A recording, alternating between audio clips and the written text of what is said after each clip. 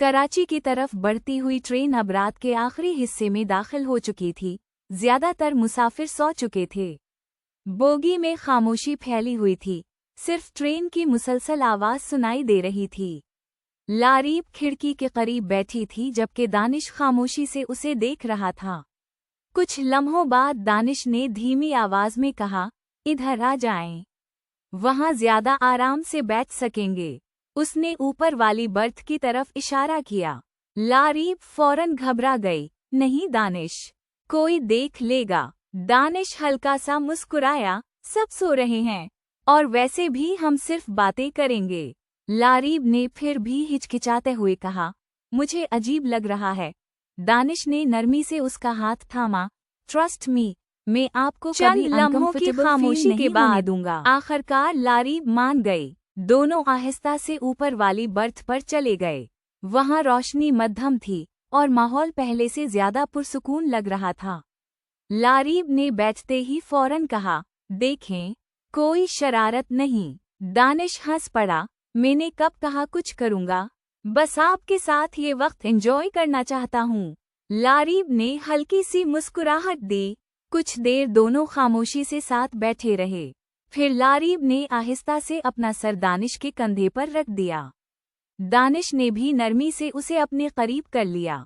वो दोनों एक दूसरे के साथ लेट गए, जैसे इस लम्हे के अलावा दुनिया में कुछ बाकी ही न हो। ट्रेन अपनी रफ्तार से चलती रही और इन दोनों के दरमियान खामोश कुर्बत बढ़ती रही। दानिश ने आहिस्ता से लारीब को मजीद करीब किया। लारीब की धड़कन तेज होने लगी। इसने नजरें उठाकर दानिश को देखा। अगले ही लम्हे दानिश ने इसके माथे पर एक नरम सा बोसा दिया। लारीब धीमी आवाज में बोली, दानिश। दानिश ने मुस्कुराकर कहा, प्यार करता हूँ आपसे। ये सुनकर लारीब खामोश हो गई, क्योंकि शायद उसके दिल में भी यही एहसास बहुत पहले जगह बना चुका था। इस रात दोनों एक दूसरे के बहुत करीब थे। अल्फाज कम थे मगर एहसास बहुत गहरे। लारीब ने आहिस्ता से दानिश का हाथ मजबूती से थाम लिया, जैसे अब वो खुद को इस मोहब्बत से अलग नहीं कर सकती थी।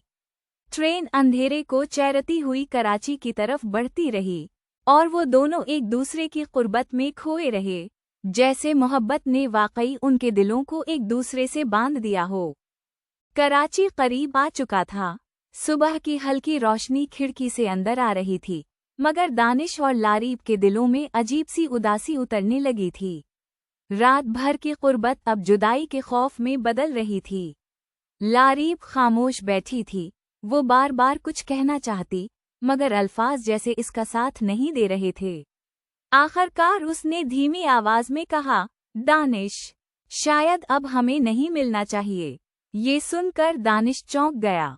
क्या मतलब? लारीब ने नजरें झुका लें। मुझे डर लगता है, अगर मेरे हस्बैंड को पता चल गया तो। उसकी आवाज कांप रही थी। मैं बदनाम हो जाऊंगी, मेरा घर टूट जाएगा। चंद लम्हों तक खामोशी छाई रही। दानिश ने आहिस्ता से कहा, तो क्या आप वाकई मुझसे दूर रह सकेंगी? लारीब खामोश हो गई, क्योंकि जवाब इसके पास भी नहीं था। दानिश, इसने नम आंखों से कहा, कुछ मोहब्बतें मुकम्मल नहीं होती, बस दिल में रह जाती हैं। दानिश ने फौरन इसका हाथ थाम लिया। नहीं, हम फिर मिलेंगे। लारीब ने बेबस नजरों से उसे देखा। ये इतना आसान नहीं है। दानिश ने धीमी मगर मजबूत आवाज में कहा, मैं नहीं जानता आगे क्या होगा, मगर इतना जानता हूँ कि मैं आपको ऐसे नहीं भूल सकता। ट्रेन आहिस्ता आहिस्ता कराची स्टेशन पर रुकने लगी। लोग अपना सामान उठाने लगे और वो लम्हा आ गया जिससे दोनों डर रहे थे। लारीब ने आखिरी बार दानिश की तरफ देखा। इस नज़र में मोहब्बत भी थी, उदासी भी, और जुदाई का दर्द भी। शायद किस्मत में यही था। वो आहिस्ता से बोली। दानिश ने दिल पर बूझ रखते हुए कहा, किस्मत बदल भी जाती है कभी कभी। दोनों आहिस्ता आहिस्ता ट्रेन से नीचे उतरे। प्लेटफॉर्म पर भीड़ थी और उन्हीं लोगों के दरमियान एक शख्स लारीब की तरफ बढ़ रहा था। उसका हस्बैंड, लारेब एक लम्हे के लिए रुक गई।